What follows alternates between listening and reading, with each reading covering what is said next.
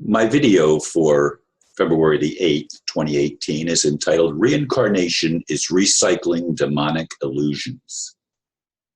Contrary to modern Christian beliefs, Jesus' disciples recognized reincarnation as real, and he did not correct them in the narrative when asked if he was Elijah or one of the prophets returned to this world. Modern teachers like John Panella, author of the Divine Secret Garden series, talk about their own past life recall. Yes, I have seen or read the amazing reports of those who remembered events from previous lifetimes with uncanny detail. We obviously have been here before, although most of us forget. It is said that babies come in remembering, but by the time they are able to communicate, those memories fade with only the conditioned programming related to this time around being known. I do think we are on a large merry-go-round of some sort.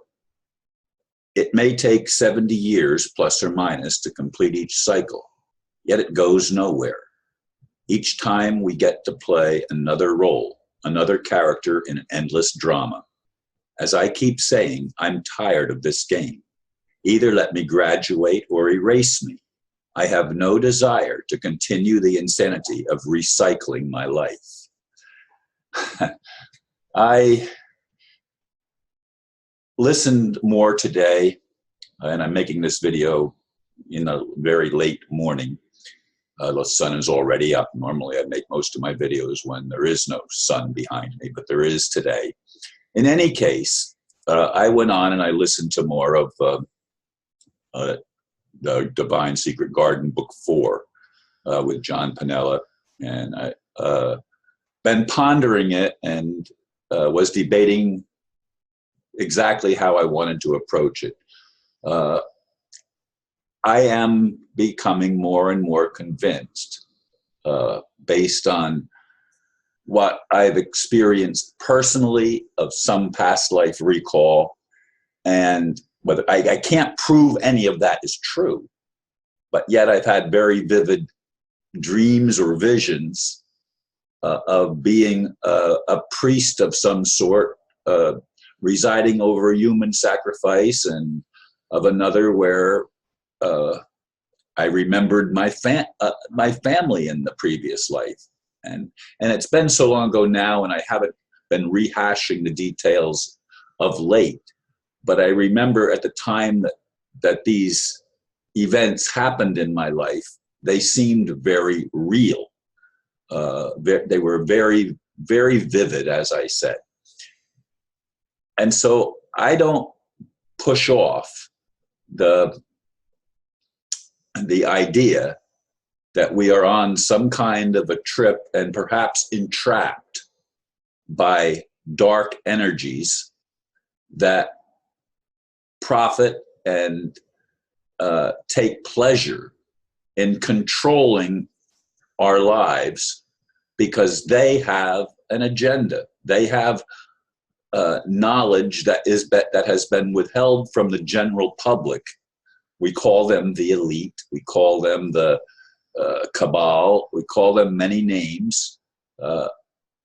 But these that are to me charlatans have capitalized to a large extent on human ignorance.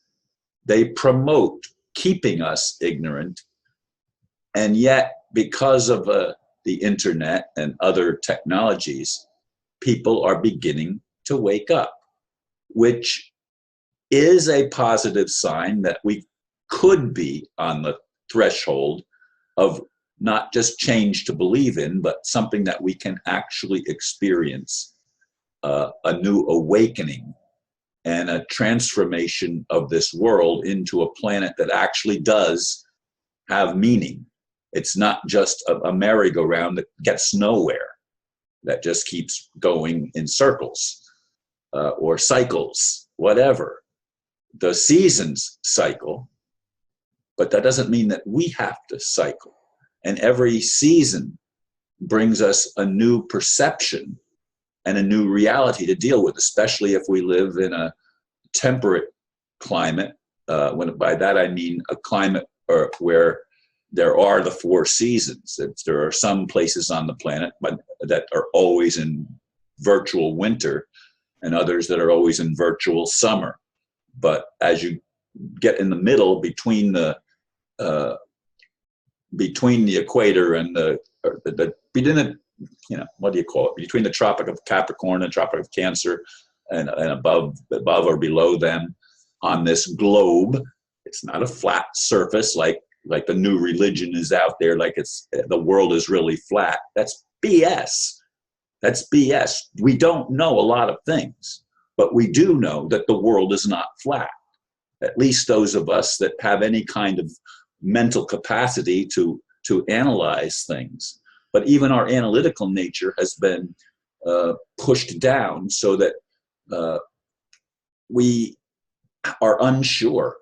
And that's why we come up with such insanity as flat earth theories and stuff like that.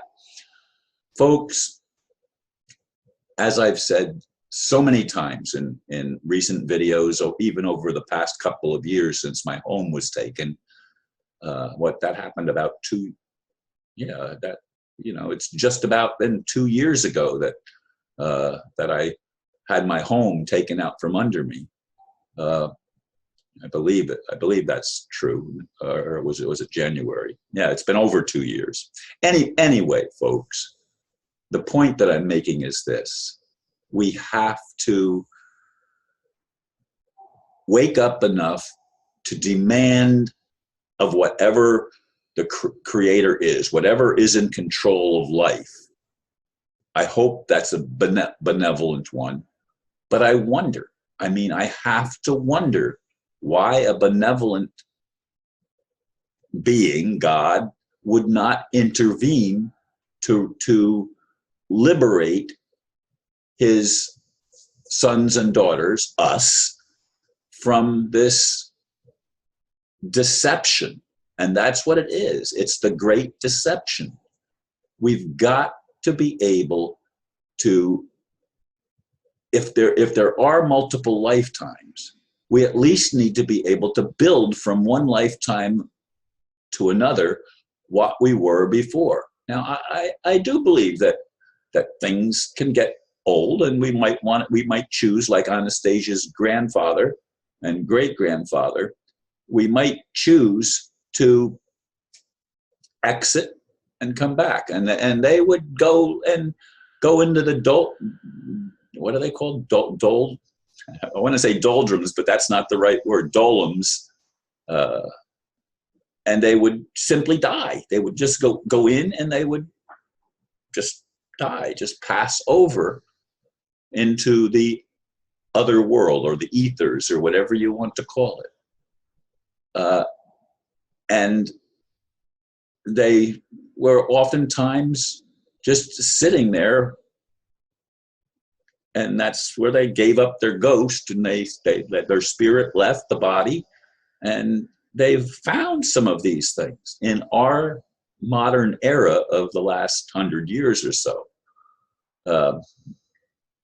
Folks, we need a real change. We need to get our feet on more solid ground, as it were. And people say we're on solid ground. Doesn't exist. You know about the atoms. You know that it's mostly empty space. Yes, I do.